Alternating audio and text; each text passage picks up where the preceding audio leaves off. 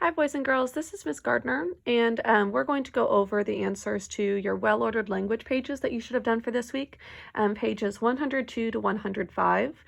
So if you have not done it yet, pause the video and come back to it when you're done. I'm still working through the best way to do this, but for right now, what we'll do is go over the answers from the pages here, and then I'm going to walk through how to mark them in your practice page. Okay, so we are going to be doing some introductory prepositional phrases. So the first section where it says learn it says, remember that a sentence is a group of words expressing a complete thought. It is a complete sentence only if it contains both a subject and a verb or predicate. So those are our principal elements. It says make the following fragments into complete sentences. As the writer, you get to choose whether the sentences have introductory prepositional phrases or not. So our first fragment is underneath the clothes pile in the laundry room. So right here, we actually have two prepositional phrases, underneath the clothes pile and in the laundry room. So one example of making this into a complete sentence is here. Underneath the clothes pile in the laundry room, comma, two silly cousins hid. So that's adding a dependent clause. This is, adding an independent clause. This is a dependent clause. It cannot stand alone. Okay, over here is throughout the long afternoon. Prepositional phrase, it cannot stand on its own. So to make it a complete sentence, you could add something like the kids played games. Okay, so think of a different independent clause with a subject and predicate to add to it. Over here next, it says in the sunlight near the window. One example that you could say is in the sunlight near the window, comma, Stripes stretched out for a nap. That's the cat in our story. Over here, between two huge sock piles. That's one long prepositional phrase. Two, huge, and sock are all adjectives modifying piles. So we could change it to between two huge sock piles, Rex waited for another game. Okay, down here for some analyzing practice. Can take a look at each one of these. We're going to slow down in the next section when we do practice, and I'll walk through the ways that we mark it. So we have first a prepositional phrase with axes. And remember to read the whole sentence first. I should have started that with you.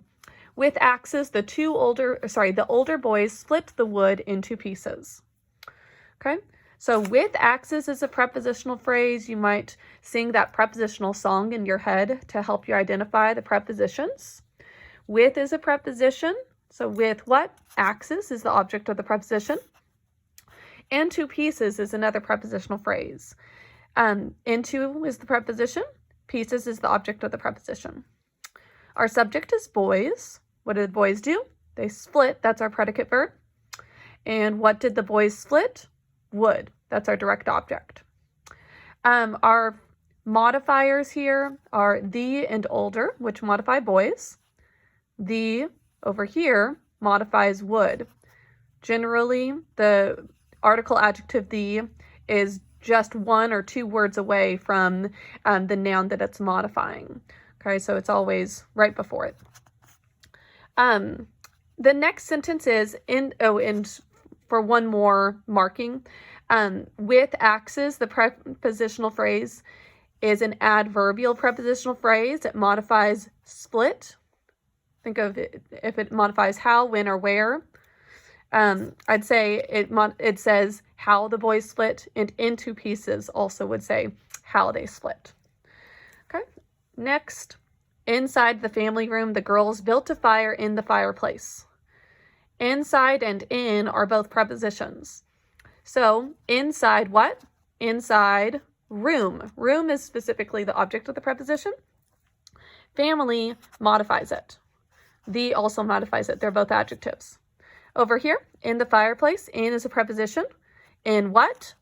Fireplace. Fireplace is your object of the preposition. The is your modifier. It's just modifying fireplace. Subject is girls. Predicate verb built. What did girls build? Fire. So that's our direct object. The girls. The is your adjective modifying girls. A is an article adjective as well. It modifies fire. Both of our prepositional phrases are adverbial prepositional phrases modifying built. Okay? Those should be, your wording should be exactly the same as mine. If you need to pause to make changes, feel free to do so. Okay, for the next section, all the answers are there, but we're going to cover it up for now and walk through each of the sentences together on page 104 of your books. Okay, let's read each one. At school, the children devoured the birthday treat before recess. I'm going to look for some prepositions. At is a preposition. Okay. At what? School. School is your object of the preposition. Okay. Sorry, I'll get a tripod soon so that hopefully that makes holding the camera easier. So at school, the children devoured the birthday treat before recess. I see another preposition. Before. Before is a preposition. Before what? Recess. Recess is your object of the preposition. Recess and school are both nouns, and they are objects of the preposition. The other noun that we'll have is going to be a subject and of a direct object if we have one. Okay, so let's look for our subject now. And I want to read the sentence again to help me find it. At school, the children devoured the birthday treat before recess. What is this sentence about? Children. Children is our subject because it is what the sentence is about. This sentence tells us that children devoured. So devoured is our predicate because it is what the sentence tells us about children. It's a predicate verb because it shows action. There's no linking verb because predicate verbs don't need linking verbs. And is there a helping verb? No. If there was a helping verb, it would probably be right here or at the very beginning of the sentence, but it's in neither of those places. Next, we're going to see if there's a direct object. At school, the children devoured what? A treat. Treat is our direct object. It completes the meaning of our action verb here. Now we have 3 words left. The, and birthday. Those are all modifiers. Okay, let's start with our first one.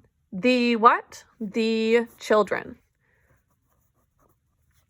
It's an adjective because it modifies a noun.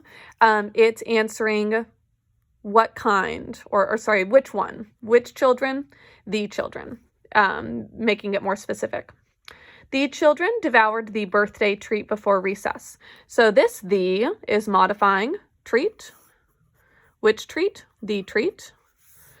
And birthday is also modifying treat. What kind of treat? Finally, our prepositional phrases act as adverbs. So we're going to draw an arrow to devoured, which is our predicate verb. These are adverbial prepositional phrases. We put ADV prep. Okay, that's sentence A. Next sentence, near the playground, some children skipped with jump ropes. I see 2 prepositional phrases. First, I see a preposition, near. Near what? Near playground. Playground is the object of the preposition. Okay, that's the end of our parentheses. Now, the is an article adjective modifying playground. Okay, the other prepositional phrase I see is with. That's our preposition. With what? With jump ropes. We're going to put our end of parentheses there. And ropes is technically the object of the preposition, even though jump ropes do go together. Jump is modifying ropes, though. So it is an adjective. And let's double check if that's the way the book did it. Yeah, they did it that way as well. There are occasions when something that is really one name for something like jump ropes gets lumped together as one object of the preposition. But usually if it's 2 separate words, we are going to identify them as separate words when we analyze. Okay, now near the playground, some children skipped with jump ropes. What is our subject here? Who or what is doing something? Children. What is this sentence telling us about children? Children skipped. Predicate verb. No helping verb, no linking verb. If there was a helping verb, it would probably be between children and skipped, or at the beginning of our sentence if it's an interrogative sentence, but there's nothing. We only have one word left that's unmarked, and that's some. Some is telling us how many children. It is an adjective element because it modifies a noun. It is an adjective. So the last step is to modify our predicate verb with these adverbial prepositional phrases. Okay, near the playground tells us where they skipped. It's an adverbial prep. With jump ropes tells us how they skipped. Adverbial prep. Okay, that's sentence B. Next sentence, in the muddy fields, the two teams played soccer. Now I see a preposition. The preposition I see is in. The two teams played soccer in what? In fields. Fields is our object of the preposition. Now, what kind of fields were they? They were muddy. And the tells us which ones. Which fields? The fields. Okay, that's the only prepositional phrase I see. Next, let's read it again to identify our subject and predicate. In the muddy fields, the two teams played soccer. This sentence is about teams. So teams is our subject. This sentence tells us that teams played. Played is our predicate verb. Now there's not a helping verb because there's nothing between this subject and predicate verb, and it's not a question, it's not at the beginning of a sentence. Now, what did the teams play? They played soccer. Soccer is our DO. It completes the meaning of the action verb. Teams played soccer. There are two words left to identify, the and two. Two tells us how many teams, and the modifies teams as well, which teams. Okay, finally, the prepositional phrase. Our introductory prepositional phrase here modifies our predicate verb. It tells us where they played. It's an adverbial prepositional phrase. ADV prep. Okay, last sentence. After recess, the children had muddy shoes again. So I see one prepositional phrase here. After recess. So after is one of our prepositions, and if you're struggling finding these prepositions, sing your song. We are practicing introductory prepositional phrases in this unit though, so notice all of the sentences here start with a preposition, but I want you to be going through your list as usual, because just because we're doing introductory prepositions now doesn't mean we always will see prepositions at the beginning of a sentence. So be able to identify them regardless of whether it's at the beginning or, like over here, at the end of the sentence. Okay, now after recess, recess is our object of the preposition. The children had muddy shoes again as the end of that sentence. Notice there's nothing that would be a modifier in that prepositional phrase. It's just a preposition and object of the preposition. Okay, after recess, the children had muddy shoes again. Who or what is the sentence about? Children. Children is their subject because it is what the sentence is about.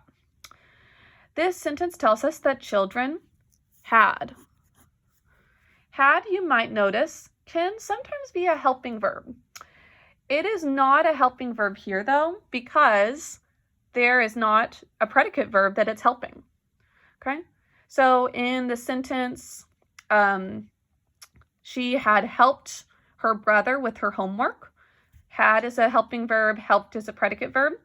But in this sentence, had is just the action of basically having, owning those muddy shoes. Okay, it's in their possession. So it is used as a predicate verb here, even though most of the time this word is a helping verb for us. Okay, now what did the children's have? After recess, the children's had Muddy shoes again. Think of what our direct object is. It should be a noun. Shoes is a noun. It's a thing. So they wouldn't have muddy. That's not, it could have been mud, that's a noun, but instead muddy is just an adjective that we're going to see.